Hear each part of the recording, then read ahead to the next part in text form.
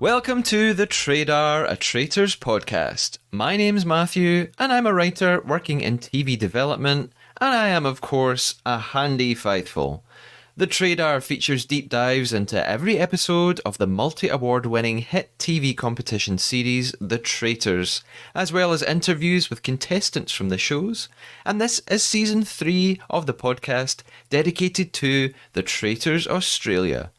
By now, you might have listened to my epic episode 12 deep dive with reality TV guru David Bloomberg, and I'm assuming that if you're listening to this episode, you have seen the finale, and you know that traitor Alex is the winner of the Traitors Australia Season 1, leaving faithful Craig as the runner-up. And you've probably figured out that since I've spoken to the previous 8 contestants, I now have a special interview for you. Yes, I spoke to Craig to ask him all about his experience on the show, his last-minute loss, and that heartbreaking moment when Alex reveals the truth to him. Let's go ahead and listen.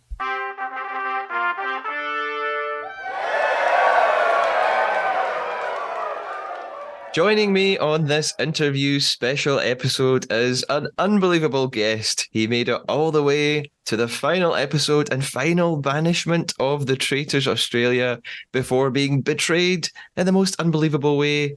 It's Craig Carr. Craig, how are you doing today? Matthew, how are you, mate? So good to be here. I'm doing really well. Thanks for asking, man. Oh, fantastic. It's so exciting to have you on. Craig, what a series you were part of. What a finale. Can we still talk about it? Is it still difficult?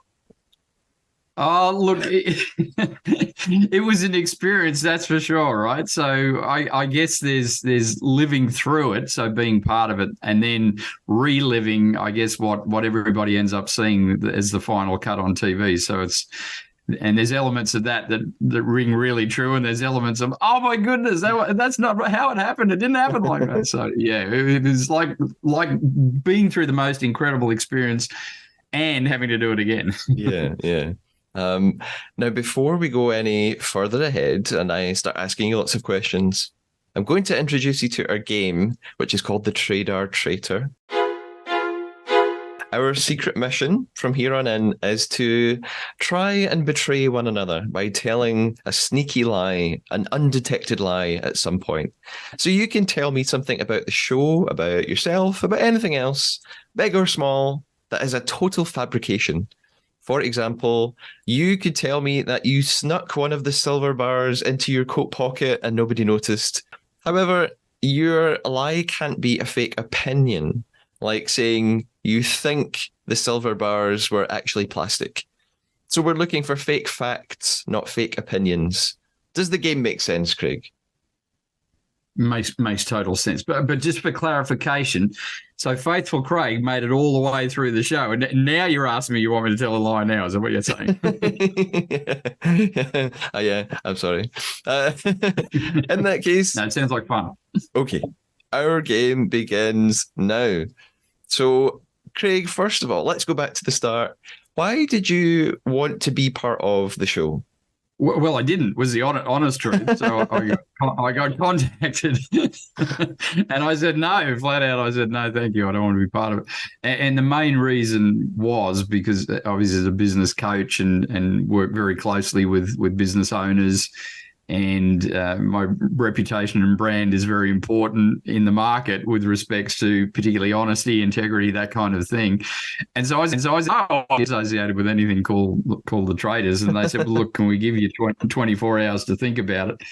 And then I said no the next day as well. And they said, look, and they explained a little bit more about the show and said, look, can we give you another 24 hours? And then it was my wife in the end that said, look, why don't you do it and do it primarily for Grace? So we have a special needs daughter who has a very rare neurodevelopmental disorder. And my wife thought it would be a great platform to potentially tell people a little bit about her and Med13L and everything associated with that. So in the end, they got me. In the end, I said, yeah, why not? Let's give it a go.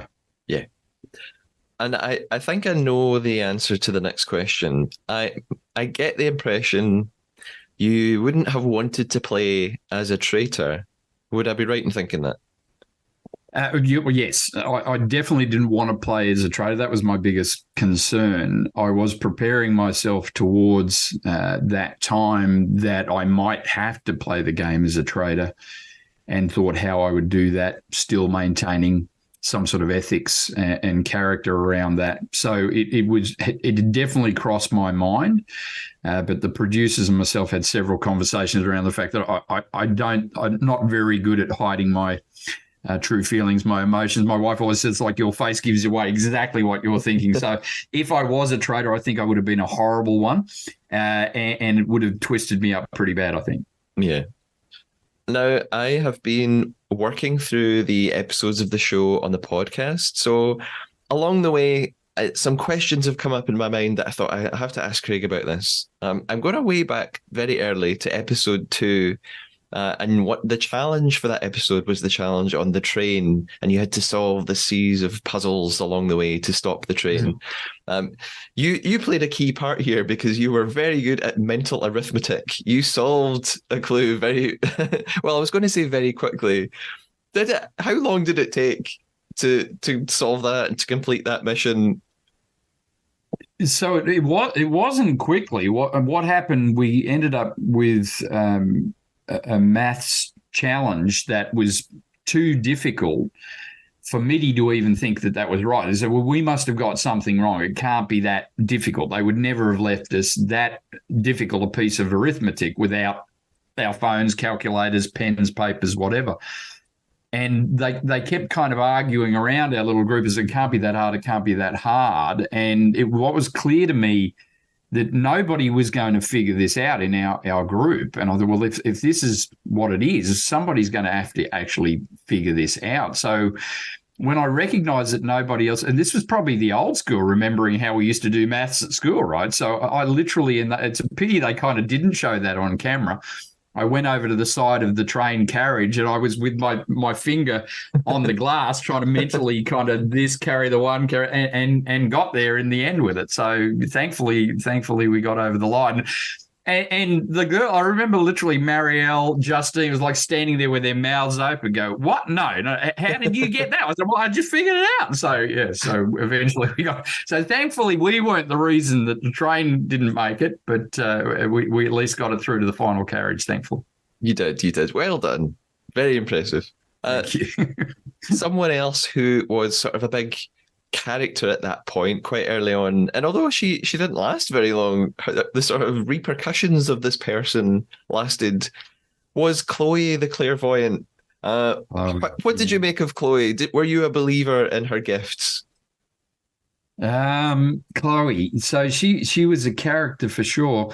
Look, I 100% believe that those powers exist. Whether Chloe had them or not, I'm not 100% sure.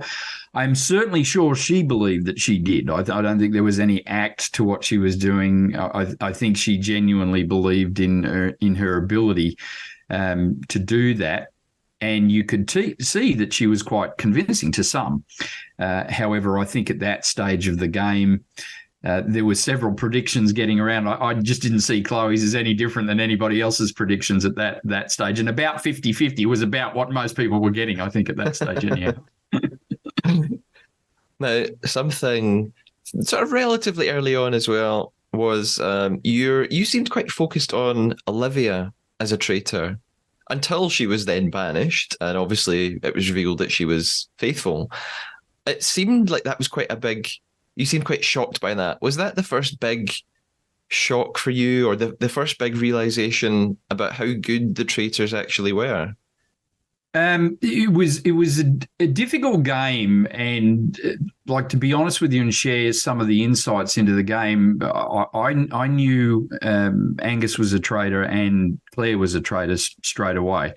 But it's difficult to share that with you because it was not stuff that you saw. So the very first breakfast, I was watching the behavior of people coming through because there was an overwhelming sense of relief. If you just made it through that first night where poor Millie got murdered, everybody was seeming really relieved at that point. And Angus came in with his arms kind of up in jubilation, like a triumphant kind of thing, which was just not congruent. with the sense that people had. So I was positive Angus was a traitor out of the gate, and for a different reason that was certainly kept off camera, because Claire, bless her heart, and probably Claire and I have had the most to do together since the show. She's the parent also of special needs children. Now, in the real world, when two parents of special needs children meet, it's like, forget that we're in a show. It's like drop everything, and there would have been tears, there would have been hugs, and there wasn't. So so unfortunately, it wasn't necessarily for the kind of reason that I should be proud of knowing that I picked. It was just something that happened that wouldn't normally happen. So I was very, very sure that Claire was a traitor as well, straight out of the gate. Marielle took me longer to figure out. And of course, the relationship I built with Nigel meant that I was kind of blinded there by a little bit of trust that we'd built and a little bit of camaraderie that we'd built, and saw him such as an ally, which obviously I was an ally to him, but for different reasons. So your question around Olivia. So for me, one of the most challenging things throughout the game as a full-fledged, 100% out there faithful, my MO was making sure that the faithfuls knew that I was faithful. And faithfuls kept doing things that weren't congruent with being faithful. Like what? Why would Olivia make up this rumor, even if she got that half wrong? And by the way, if she wasn't 100% on that, would you not have just kept your mouth shut on that? To go on about that, and once we saw how vehemently Jack denied that, and that Jack was telling the truth when he denied that, and it was 100% obvious that Jack was telling the truth when so Olivia had to be a traitor. By definition, she has to be. If she started that false rumor to get a faithful out, she's got to be a traitor. And we kept moving away from that, which for me in my heart was like, that's the traitors moving us away from that. So it was, for me, it was never a box that was sealed, and her behaviour was not. It was just be faithful. If you're faithful, be faithful. So there was a couple there in the game that, look, there was a couple of people that were just nuisance factor that I think collectively nobody thought that they were traitors. We just needed them out of the game, because with them in the game, we're not going to be able to pick any traitors. There's just too much distraction, too much nuisance value. So can we get rid of them so we can at least start seeing the forest from the trees? And that the Olivia situation. I love Olivia, by the way. We get on fantastic. We're all over each other's socials. I think she's tremendous.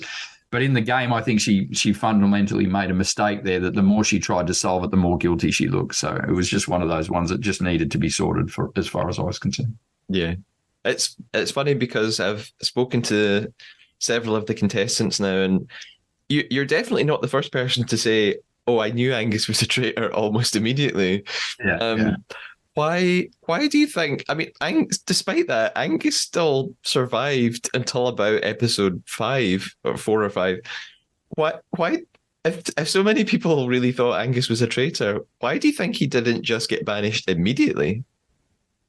Well, Matthew, welcome to the Traitors. This is the game, mate. The real game is not picking traitors, despite what you think. The real game is support, is moving people.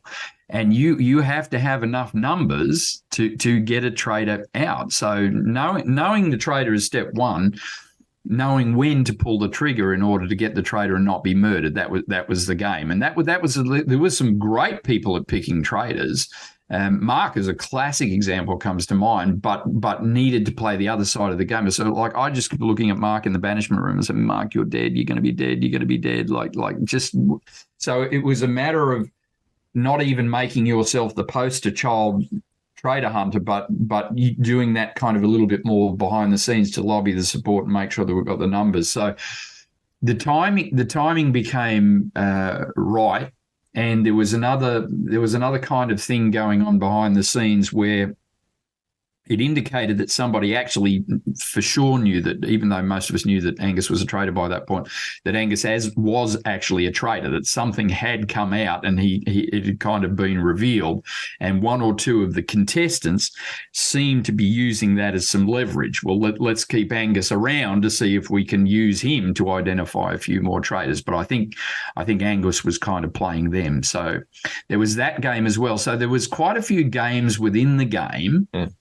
That you had to be thinking about the bigger game. This is not the immediate games. Like, let's pick traitors, but you're dead. The moment you do that, you're dead. And anybody that you watch the pattern as it went through. Sandra intimated in banishment room she had an idea what was going on. She's dead. Ethan even just hinted that he had a couple of ideas. He was dead. So, and then Mark, of course, he's out there. So I'm the traitor hunter. You're dead, man. He's dead. It was like, oh no. And we were losing good players because they just weren't quite stealthy enough with that. Yeah. Yeah. It's one of the most interesting things about the game.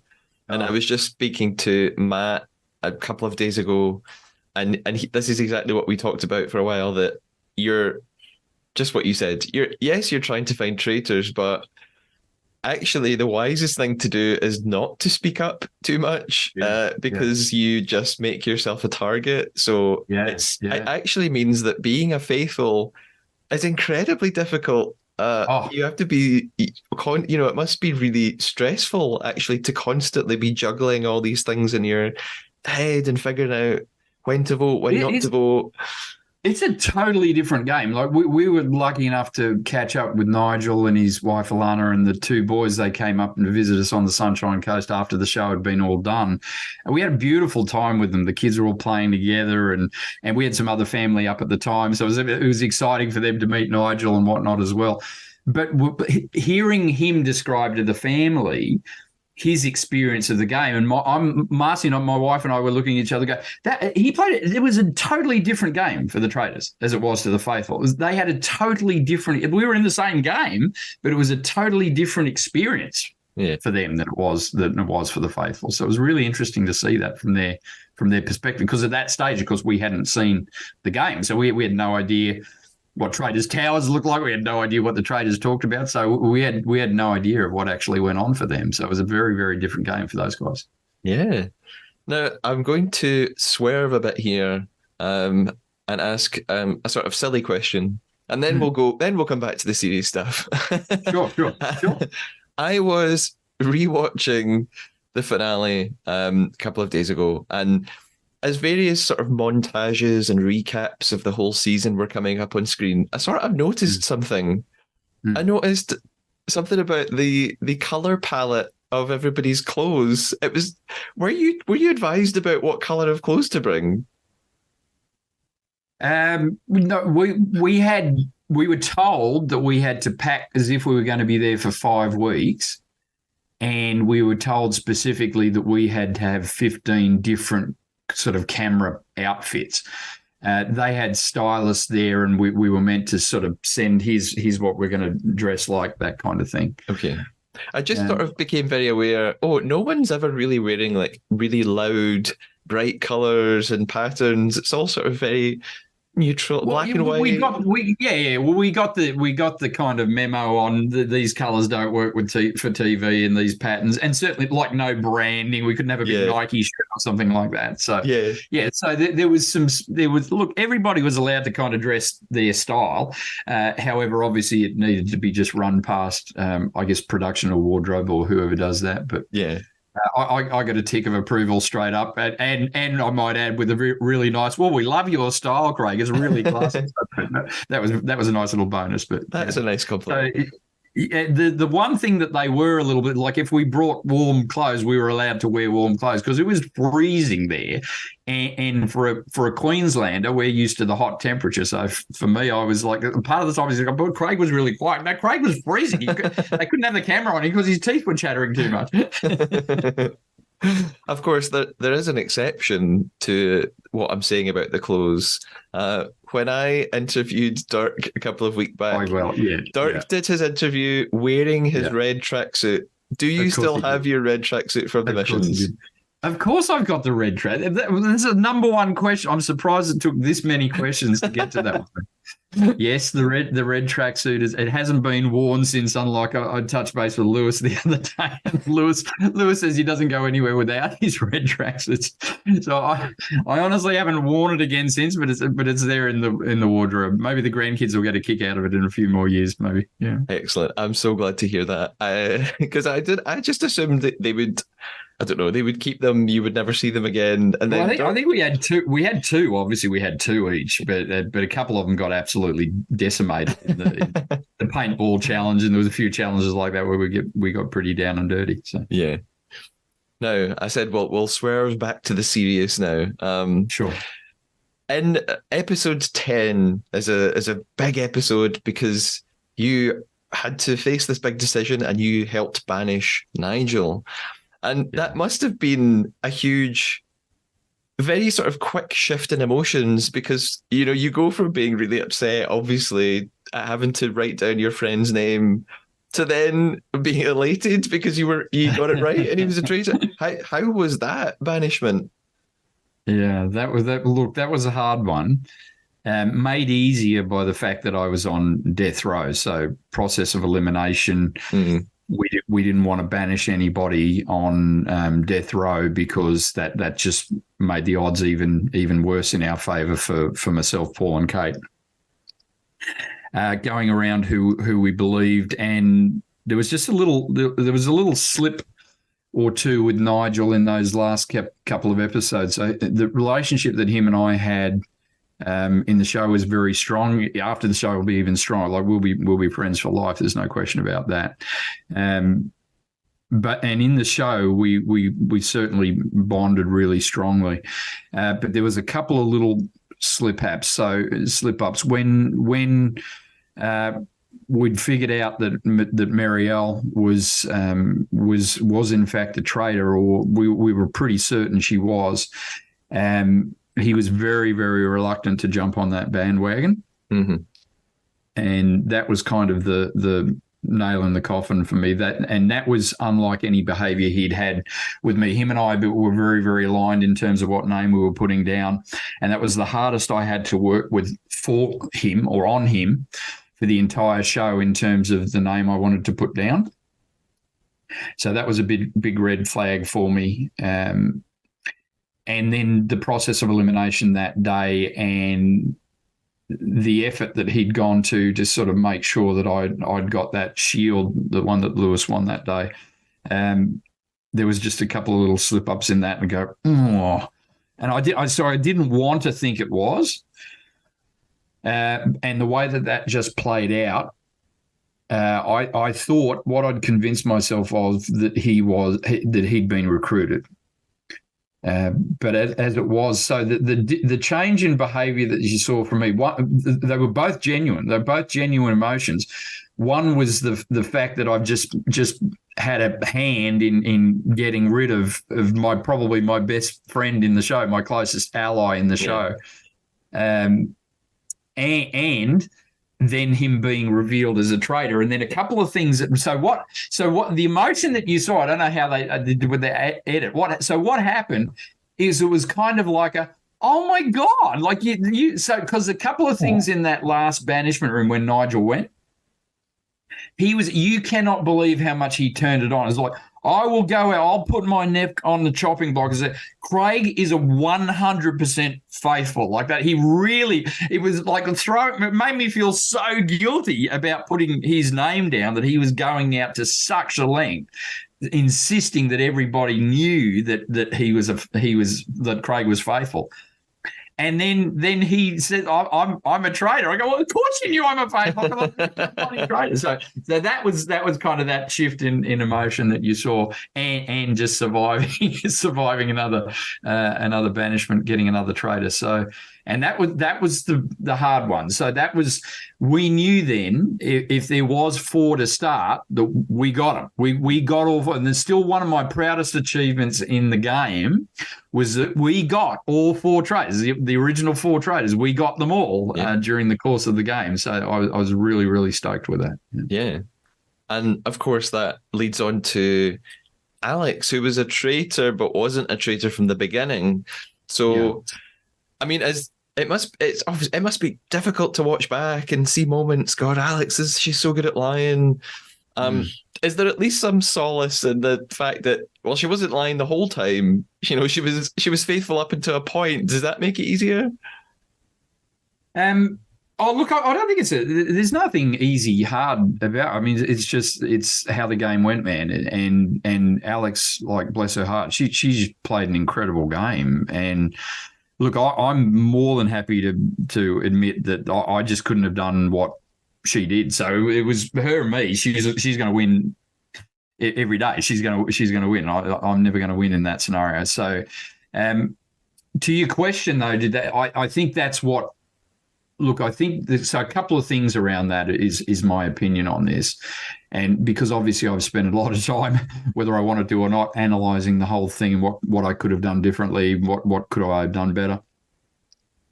So what didn't work for me was the fact that Alex was part of a very, very strong bond very early in the game. So.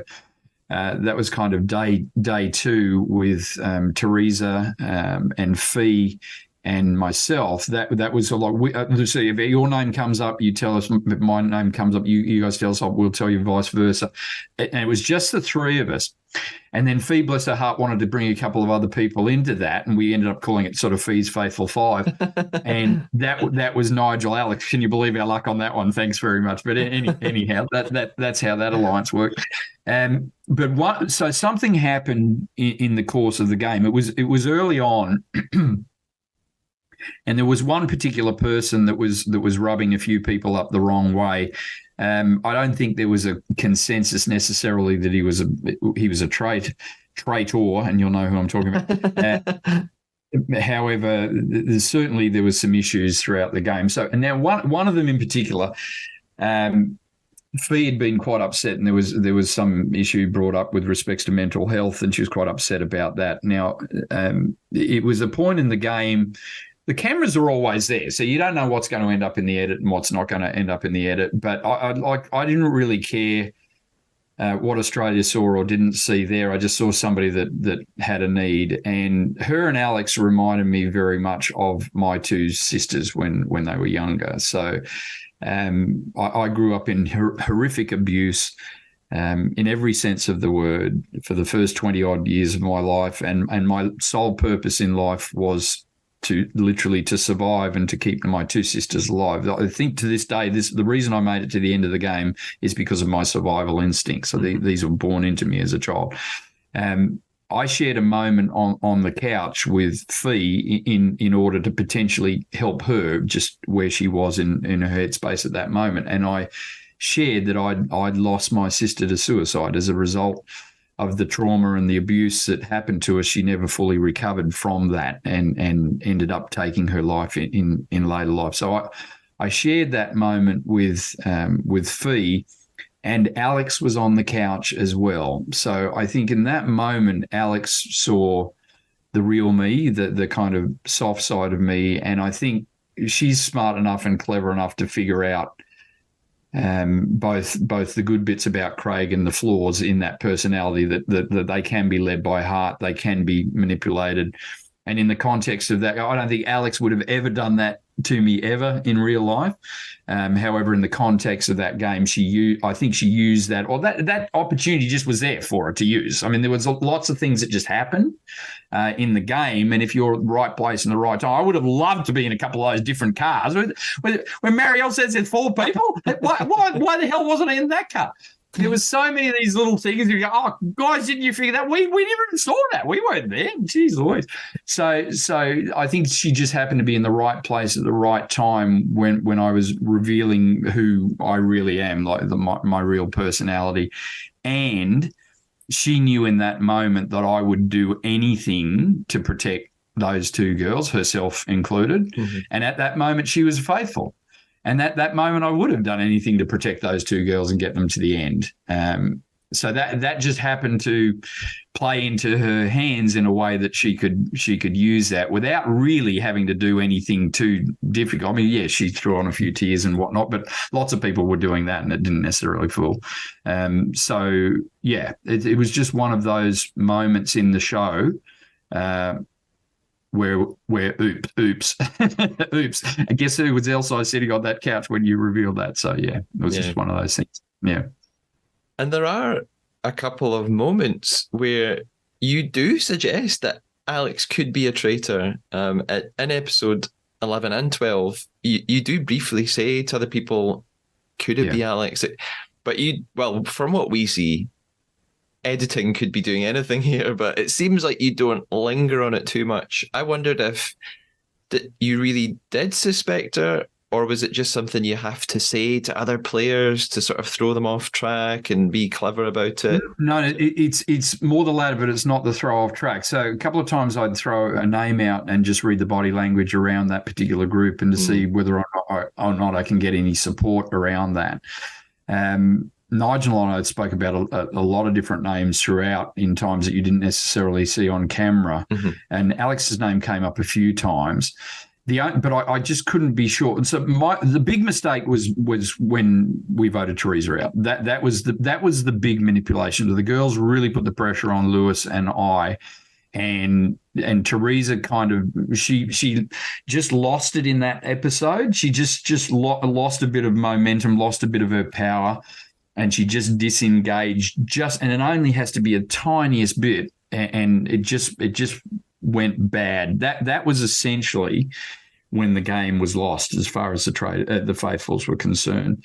The only thing I was 100% certain of going into that final banishment when we were still 4 was that Lewis was writing my name down. I was 100% certain of that, and that Kate was a traitor.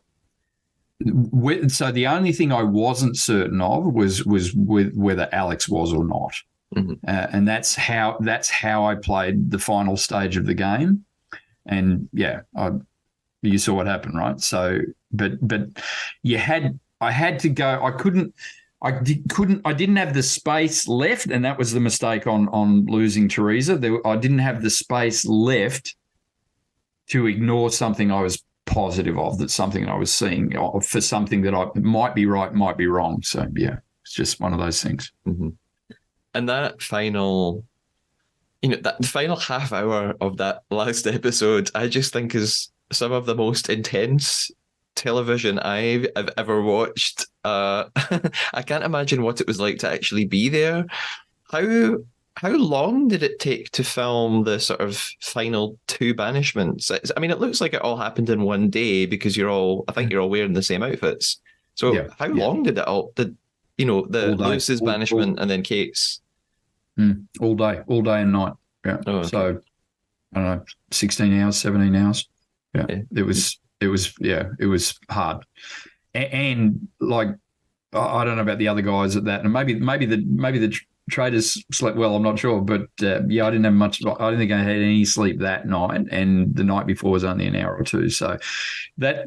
And look, production in a game like that, production is using a lot of things really cleverly to really add that intensity that you see by sleep deprivation is one. And the sheer lack of time with people when you're making a life-changing decision, right? You're faced with a life-changing decision, but you just don't have time to talk to people. We're literally given a few minutes to talk together. So jealous of the UK. It looked like they had a much more time together, which is we just didn't. And look, it's clever what they did, because and that with that emotional trauma of it, and the sleep deprivation. I'm positive. I've replayed that last day over and over and over in my head. And look, I don't want to blame anything other than where I was. I don't want to point to something as an excuse, but there were contributing factors for sure to not necessarily being 100% on your game. That's for sure. Yeah. Yeah. And Well, I guess that answers my next question. I was going to ask if there was any sort of levity between filming, or if it's just, it sounds like no, it sounds like it's pretty No, constant and it's you're lockdown. exhausted. It's literally lockdown. Like if the camera's not on you, there's not you like you can be standing together in a group. You're not even allowed to talk. Yeah. And trust me, Theresa was trying. Like the amount of times, Theresa, Craig. So no, stop. Theresa, stop looking at Craig, making him laugh. So like literally, it was back to the school days. It was like you get in the corner, and we were literally whisked off the room. So we were on site, whereas the UK in the castle and the US in the castle, obviously they had their lodging separate to that. But we were staying in the hotel. So it was literally once that scene had finished filming. Right, back up to your rooms. We couldn't even go to our rooms together. We were escorted everywhere. We were escorted all through the hotel. So we're in total lockdown. Couldn't come out of your door. Couldn't do anything. So yeah, all of that contributed to the fact that you got minutes per day to talk to people, and then you were allocated. So it's like you go, okay, right, I really want to talk to so-and-so today. So no, you can go and do, you remember you talked about one of the episodes, like the chopping wood thing and the yoga thing. So they were things. So like the three of you, you're doing wood chop or you're doing yoga or whatnot. So that was it. You couldn't even go and talk to whoever you wanted. You were like literally, okay, you're only going to be allowed to talk to that person. So it was very frustrating for me, is because I get most of my sensation of what's true and not true by literally spending time with people, by reading, watching for the behavioural change. But you didn't get that. You were deprived of that. Yeah. You weren't able to see that. And the things that you were seeing when you were viewed, so these are camera angles and these are little camera things. We weren't privy to that. We never saw those things. So, yeah, it's very difficult. Yeah. So it really is genuinely like a 24/7 game. It's very controlled. Yeah, I mean, do you think that is that why it was probably easier for some players like Alex just to see it as a game and nothing else? I think it was easier. Yeah, I think it was easier for the game players. I think Kate did exceptionally well because she's a game person. That's what she does.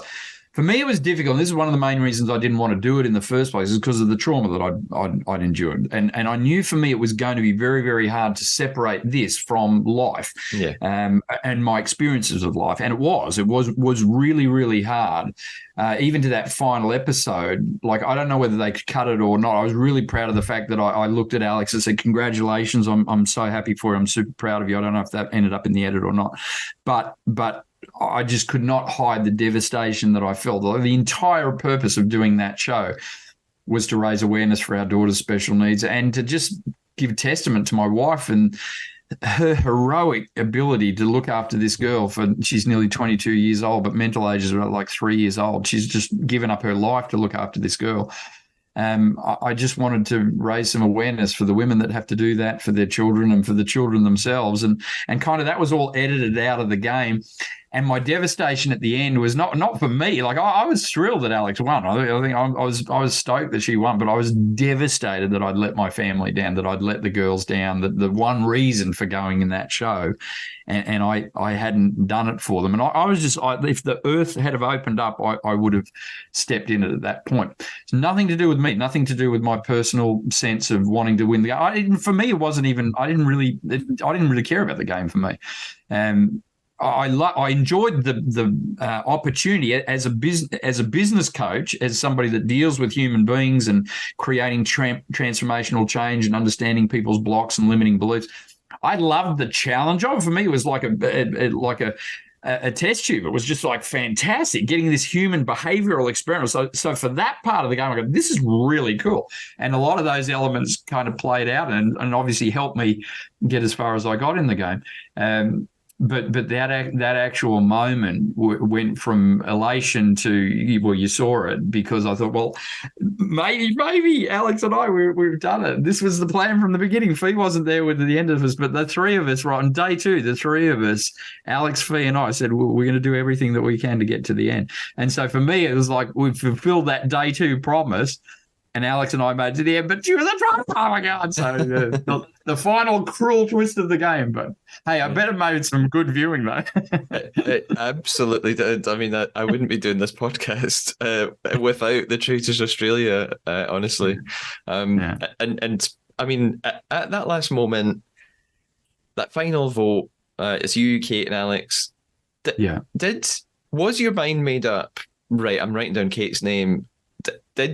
Was there a possibility you would write down Alex's name? Well, look, as I said earlier, I was 100% sure at that point that Kate was a traitor. So Kate had made a little muff up a couple of episodes before when she'd mentioned something about sort of, well, we'll make sure that you're not murdered. And only the traitor can say that. So that was, I mean, that's a slip up. There were slip ups said all the way through, but then there was a couple of other behavioural things as well. And just something that she did in that final episode from a body language point of view, which is different than anything she jumped. That was the nail in the coffin for Marielle too, because that morning Marielle kind of put her arm around me. So Marielle's never put her arm around me the whole show. So what's going on here? So when anybody did anything that was totally different from the way that they've been playing, because the body typically won't lie. We can lie with our words and whatnot, but the body typically won't unless it's manipulated to do that. So that I had to go, and the producers kind of in the interviews, never ended up on TV as well, but the producers in the interviews, so who do you go with? Who do you go with Kate or Alex? And I go, well, Kate I know's the traitor, so I've got to go Kate. Alex is like, I'm still fingers crossed. Certainly the fact that she'd made it to that end, I was losing faith, but there was the last ditch hope that I'd got that right. But yeah, as it was, the game was over by then. Everybody must have been watching it. I was like, Craig, you got no chance, buddy. Which is kind of like my wife's going, oh my God, it was so cruel. Why didn't you kill him 2 episodes before? So, I think it was kind of tough for my family to see that last one. But hey, listen, I was actually happy to make it to the end. I think that was great. It was kind of, there was a few lasts that were important to me. So certainly the oldest contestant left at the end, the only male at the end, the only faithful at the end, and never to have been murdered or never been banished the whole show was kind of pretty cool. So that is a big achievement. Absolutely. Yeah. One final question about the last banishment then is, well, from my understanding, from speaking to other contestants, when you are murdered or banished or whatever, you leave the banishment room and off you go, and you go wherever, and you don't find out what's happening. Because this was the final episode, were things a bit different? Did you leave and Lewis was still sitting there, or Kate was outside hanging about? How was that? Because it was kind of almost the end of filming. Were things different at this point? Well, look, I honestly didn't know fully what to expect at that point. I literally came out of the banishment room and there was nobody there. There was like literally the camera guys and sound guys, and that was it. And I didn't even know where to go. Like, where do I go? And what was really cool, and I'm positive that wouldn't have been part of the script. And I'm actually, when I saw the last episode play back on TV, I thought, oh, that was almost a little bit, I felt bad kind of for Alex that she wasn't there and I didn't get a chance to give her a hug that she won, or like, it was just weird. So, but Roger actually came out, and I'm sure that wasn't on the script because the cameras weren't around. It was just him. And I just want to just shout out like how cool a guy Roger is. Certainly didn't have to do that. Certainly wasn't part of the script, but just came out at the end and gave me a huge hug and just said, mate, you're a top bloke, and never met anybody so kind of ethical, and Australia's going to love you is what he said in my ear, which was kind of helped me get through that last day. And for me, look, I mean, $250,000 is a lot of money, and to what that could have done for the Med 13L kids and for Grace herself would be incredible. But that money's going to come and go. But my integrity and who I am as a person, and that example that I set for Grace and my son and the grandkids and whatnot, that's worth that 10 times over for me. So And to have Roger come out of the room and kind of give me a massive hug and say, mate, you're one of the most ethical blokes I've ever met. You're just a top bloke. He didn't have to say any of that. It certainly wasn't on the script. There's no cameras around. And for me, that was just like, wow. And then so that was all a bit strange. There was nobody there. Lewis wasn't there. Lewis and I didn't catch up until the next morning, so he was still in the hotel. And Lewis and I, we dragged the producer down and we said, we want to know, is there a real Traitors Towers? Is this just made up? Is it like, do they just write down? And they took us and showed us Traitors Towers, which I think you've been referring to as Traitors Den, because it certainly looked a little bit different in the UK version. But it was plush as. You didn't even see, the whole room was like 10 times bigger than what you actually saw on TV. So we actually got to find out, Lewis and I got taken upstairs and shown that there was a real Traitors Towers where the murders were happening. It was kind of the next day. There was a little bit of last filming and a bit of promo stuff, and there was a few of the contestants had come back for that. So it was kind of nice then to get a bit of a goodbye the next day. Although I was still not necessarily feeling in the most celebratory of mood. But after a couple of drinks by that evening, I think I was pretty good. Yeah. A final couple of broader questions then. Sure. Well, you're a business coach, and you talked a little bit about picking up on behavior and how people interact with one another. How did playing the game sort of change your mind about anything, or maybe not change your mind? Did you learn anything about human behavior that you hadn't considered before? Has it altered your perception of people in any way? It's a really good question, and somebody that's actually really fascinated that, and I guess I owe part of my living to my ability to be able to do that in different circumstances.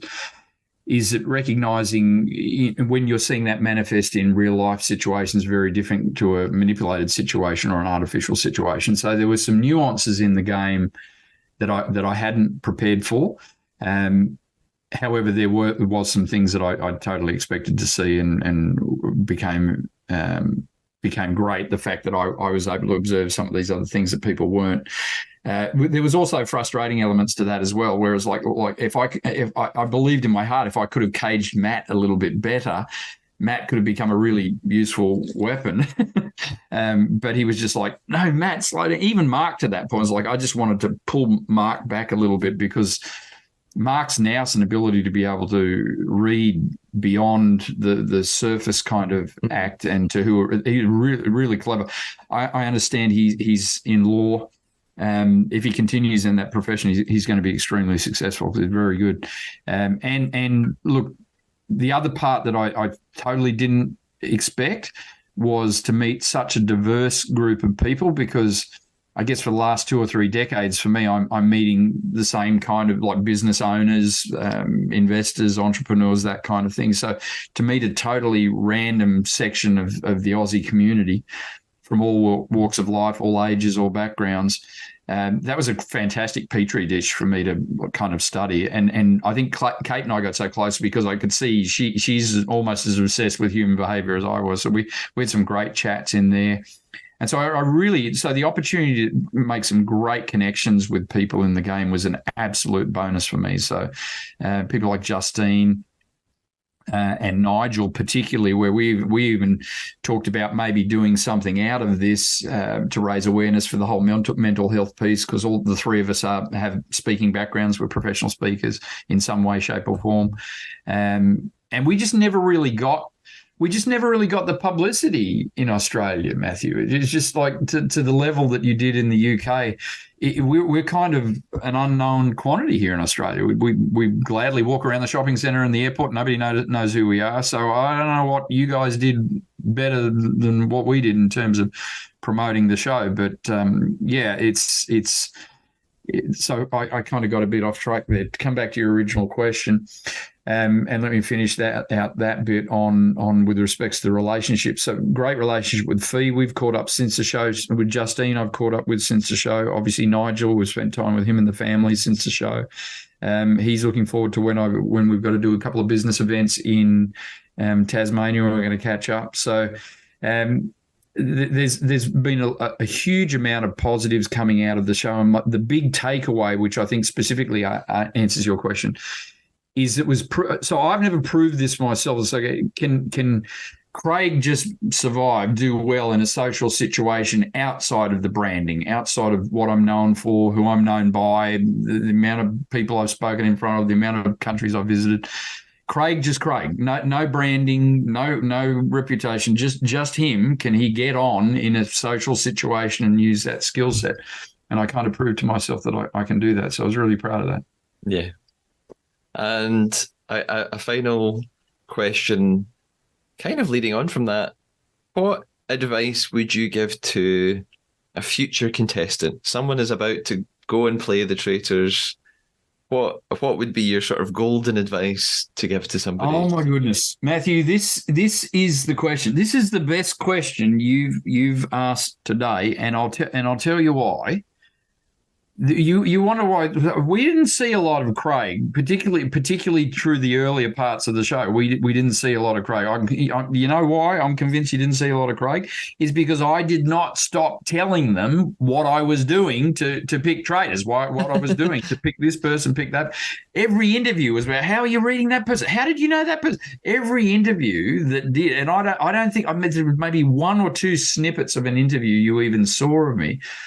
And I'm sure I'm not the only one that did that. So I think we would have done a lot of explaining how we're doing what we're doing in the show. And, of course, obviously it's in the producer's interest not to have that there because season 2 comes along, season 3 comes along, and there's literally a roadmap of how to play this game. But the worst challenge, to answer your question, the worst, most kind of embarrassing challenge for me in this entire thing, and you won't need me to prompt you on it, will be the archery, the crossbow thing, right? I couldn't hit. I'd still be trying to hit the side of the barn with one of the. You give me a bucket of those things. I had no idea what I was doing wrong, but I just couldn't get it. But it was a metaphor for the game. Without realizing it, what I got to the last two pieces on that because of two reasons. And this, if you want an answer to know how to play this game, this is how you play this game. You appear obvious to the faithfuls that you are a faithful. So if you're a faithful, be faithful. Don't lie. Don't do anything stupid. All right, if you're faithful, and don't be an obvious threat to the traitors. The reason. So that game that crossbow game was a metaphor for the actual game. How did I get to the end of that? I couldn't shoot to save my life, right? So it's the equivalent of a faithful having no real power in that game. And how did I make it to the last two pieces? Because the traitors didn't need to take me out. They didn't want to take me out. I wasn't an obvious threat to them as far as I knew. I had a hand in helping all four of them get voted out. However, it wasn't an obvious threat to them. And the faithfuls were clear as like Craig's a faithful. We can believe that Craig is a faithful. So that if you're a faithful, that's how to go. If you're a traitor, oh my God. I don't even know how to. I would not have been able to do that. I would not have been able to do that. So yeah, if you're a traitor, good luck. Ask Alex that. Ask Alex that question, not me. Yeah, you can give us faithful advice, and I'll ask Alex some traitor advice. Exactly. Now we have been playing our own game of betrayal, Craig, and we're not quite finished with it yet. Before we get there, maybe you could tell us where we could find you online, or if there's anything else that we should know about that you want to just take a chance to tell us. Oh, sure.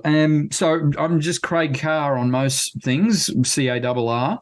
Instagram is Craig Carr Silverfox65. Thank my wife for that idea. And if you're actually a business and you want some business help, my website is craigcarbusinesscoach.com. So, but I would, Matthew, if it's okay with you, like to mention that we are trying to raise a few funds for Med13L and for our daughter's new wheelchair. It's quite an expensive piece of equipment that she needs. So we do have a little GoFundMe up there as well, which I'd love if you wouldn't mind sharing on your platform. That'd be great.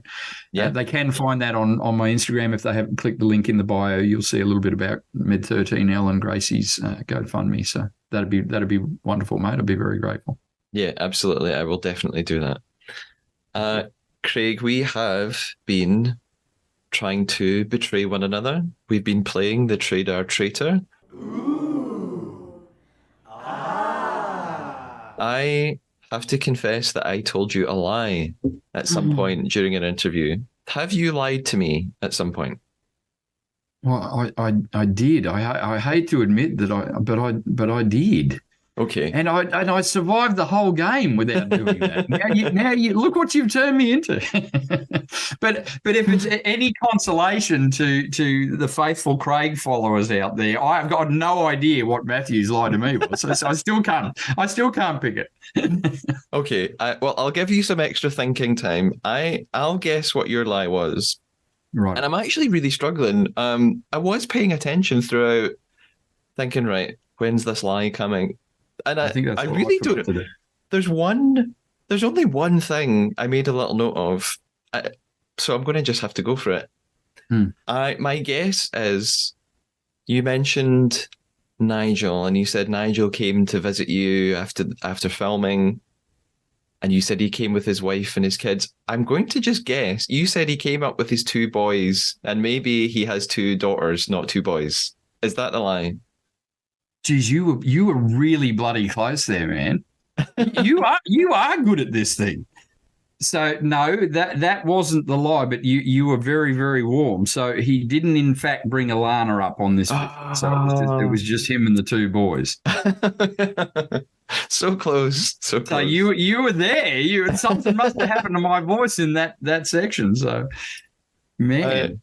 Yeah. Well, I've been talking to so many people and being so paranoid about people lying now that I'm tuned in. So I've had lots of practice.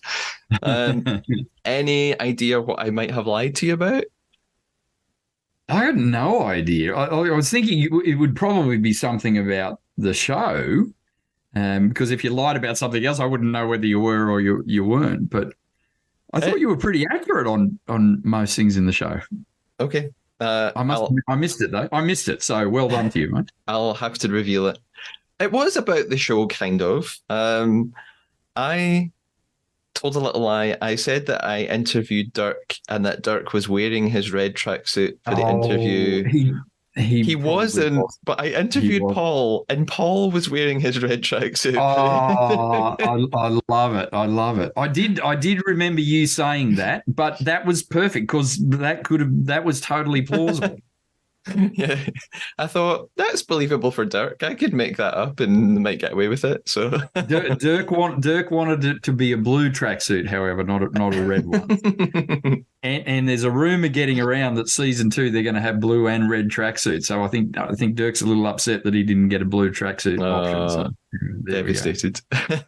He's a champion, Dirk. There's some such fabulous characters in this show that I've met, and I'm still trying to catch up with a couple of the Queenslanders, Paul and Lewis and whatnot. But yeah, catch up with Justine and Fee a couple of times since the show, and even met Fee's boyfriend and mum and dad. So we had a whole kind of family affair there. So, and that just wouldn't have happened without the show. So lots of fond memories, that's for sure. Yeah, that's lovely. That's really, really nice. Craig, thank you so much for talking to me today. I hope it's been an okay experience. Not too traumatic. Matthew, it's been an absolute pleasure, my friend. Best of luck with the podcast. You're doing a fantastic job. Thanks for your interest in the show, and best wishes as you talk to the rest of the cast, mate. Give them my best. I will. Thank you so much, Craig. I'll talk to you soon. Take care. You too, mate. Bye for now. Hello, faithful Traitors listeners. So many of you have spoken to me about Craig and how devastating his defeat in the game was, so I hope that lovely chat with him alleviated some of your disappointment. Craig was so generous with his time and was just absolutely lovely to talk to. Again, please think about putting in a donation of any size to his GoFundMe page. The link is in the episode description. Now, since I spoke to the runner-up, and the previous 8 contestants to leave the competition before Craig, it's only the natural conclusion to the podcast season, well, almost conclusion, one more surprise on the way, if I spoke to the winner herself. Yes, I interviewed the victor of the Traitors Australia, Alex Duggan, and I'll be uploading our interview in the next couple of days, so you won't have to wait long. In the meantime, the next season of the Traitors Australia is fast approaching. You can keep up to date with clips from that on the podcast social media. I'm on Instagram at the Traitors Podcast, Twitter at the Traitors Pod, although it's X and I keep forgetting that. Or you can email me at thetraitorspodcast@gmail.com. Until next time, when I will be speaking to winning traitor Alex, stay faithful.